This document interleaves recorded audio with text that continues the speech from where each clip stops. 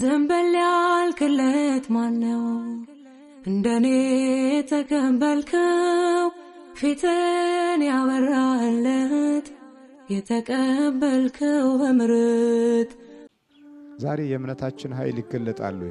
ማተብ አስረናል። አዎ እናስራለን። ጥሩ ጸሎት ግን አናደርስም፣ አንሰግድም፣ አንማጸንም። የመንፈስ ቅዱስ ኃይል ወደ ህይወታችን እንዲመጣ አንታገልም።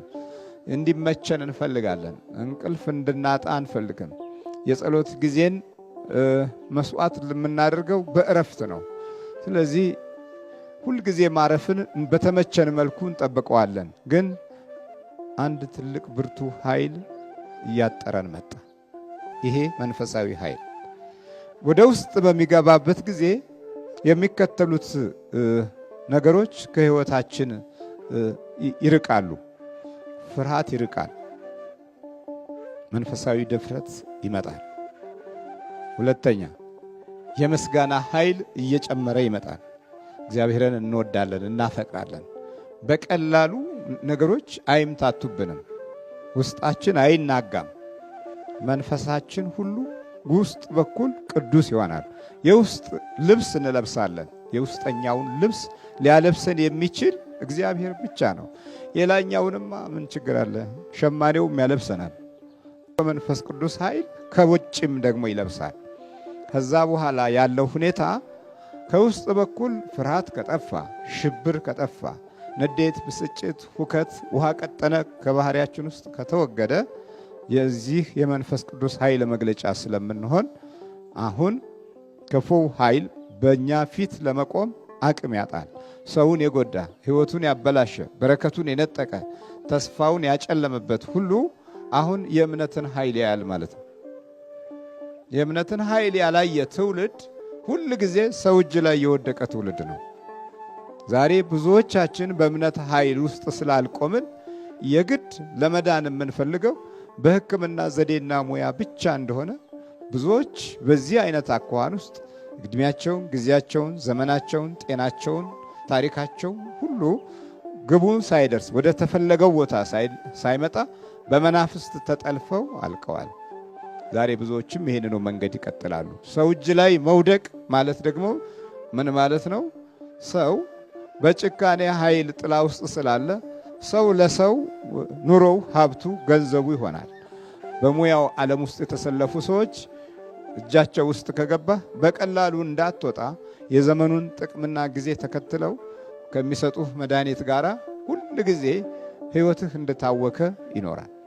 ባወጣኸው ገንዘብ ሳትረካ፣ በወሰድከው መድኃኒት ሳትድን፣ በሄድክበትና በፈለክበት ፕሮግራም ውስጥ ግቡ ሳይመታ እንደተጨናነቅና ውጥረትን ለትውልድ እንዳስረከብን እንኖራለን።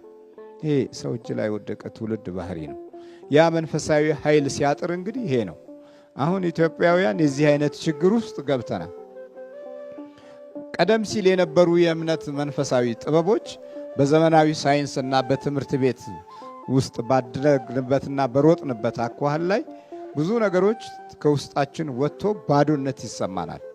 ይሄ ባዶነት የመጣው መንፈሳዊ ኃይል እጥረት በጣም እየጨመረ ስለመጣ ግማሾቹ ሙያቸውን ሲያመልኩ፣ ግማሾቹ ዕውቀታቸውን ሲያመልኩ፣ ግማሾቹ ዘመናቸውን፣ ቤተሰባቸውን እና የዘመኑን እድገት ሲያመልኩ የሚሉት ነገር ሁሉ በተምታታበት ውስጥ ወሬያችንና ጨዋታችን ትርፍና ኪሳራ በሆነበት ዓለም ውስጥ ተገኝተን አሁን ሰው እጅ ላይ ከመውደቅ ያስጣለን ነገር የለም። ዲያብሎስ ስራ ላይ ነው። ይሄ ደግሞ ክፉ ኃይል ነው። ይሄም ክፉ ኃይል ከእግዚአብሔር መንፈስ ጋር ውድድር ያደርጋል። መጀመሪያ ወደ አዳምና ሔዋን ልብ ውስጥ ገባ፣ አራቆጣቸው። ፍርሃት የተሞላበት ሕይወትን ጀመሩ፣ ስደትን ጀመሩ፣ መራቆትን አወቁ። ማስተዋል ከውስጣቸው ጠፋ። ሁለቱ በዚች ምድር ላይ ቢኖሩ ሁለቱም ተካሰሱ። ሔዋን አበላችኝ አለ፣ አይደለም እባቡ አስታይ ነው አለ። አዳም በራሱ ደግሞ እኔ ንጹሕ ነኝ የሔዋን ጉዳይ ነው አለ። እነዚህ ክሶች ተጠናክረው አሁን በበዛን ቁጥር ክሱ ይበዛል። ትውልዳችን በጨመረ ቁጥር ክሱም ችግሩም የዛኑ ያህል ይጨምራል። እና የዚህ መንፈሳዊ ኃይል እጥረት ስላለብን ሰው እጅ ላይ መውደቅ የተለመደ ዕጣዎቻችን ሆኑ። በመናፍስት ያሉት ጉዳቶች እንደ ዘር ቆጠር ነው። ዘራችን ሆነ።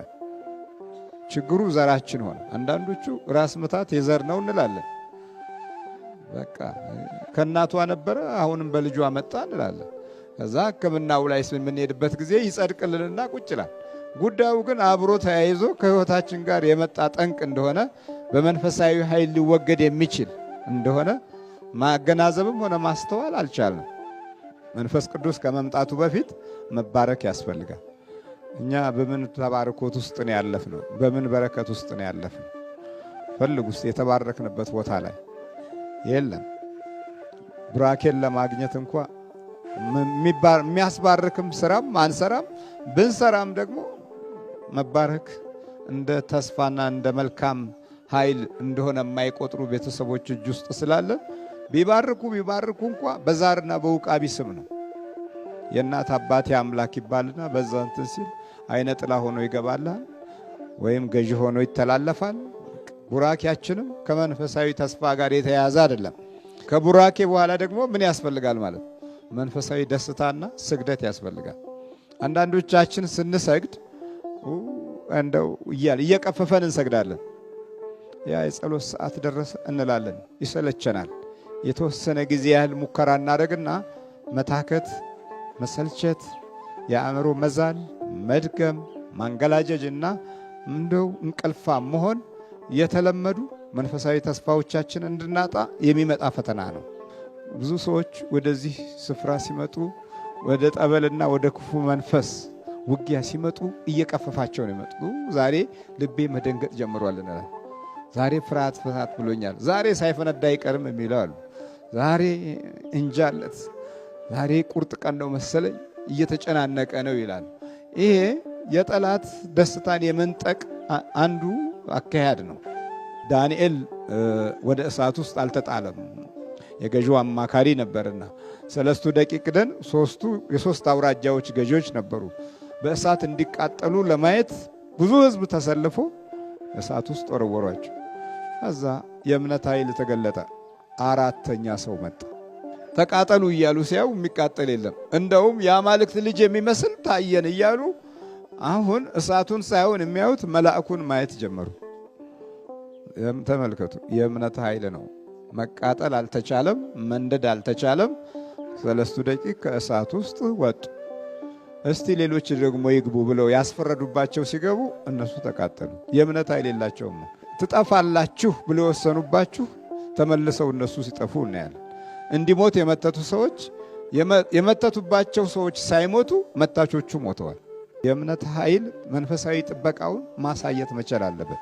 የእምነት ኃይል በእያንዳንዳችን ኑሮ ውስጥ ይገለጥ ዘንድ የልዑል እግዚአብሔር አምላክ በጎ ፈቃድ ይሆንልን።